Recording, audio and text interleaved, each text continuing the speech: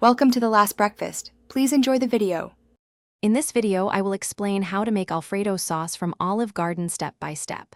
Start by gathering fresh garlic, unsalted butter, heavy cream, and freshly grated Parmesan.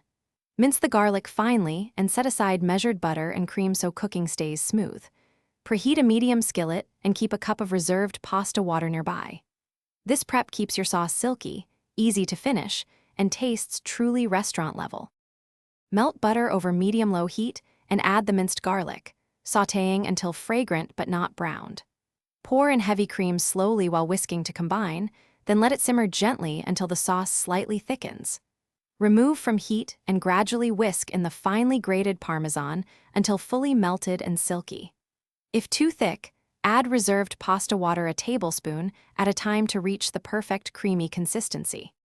If you are finding this video helpful, please subscribe and like to support the channel and help more people find this recipe.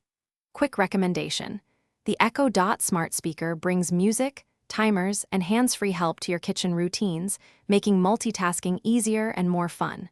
Check the description for the link and other deals so you can grab one if you like. Thanks for the support. Now let's get back to the video. Combine the sauce with hot, drained fettuccine, tossing gently so every strand is well coated and glossy. Taste and season carefully with salt and freshly ground black pepper, adjusting in small increments for balance. For brightness, finish with a light squeeze of lemon and sprinkle chopped parsley to add color. Serve immediately on warmed plates so the sauce stays smooth and inviting, pleasing everyone at the table with classic comfort flavors. Thanks for watching. If this was helpful, leave a like and consider subscribing. See you next time.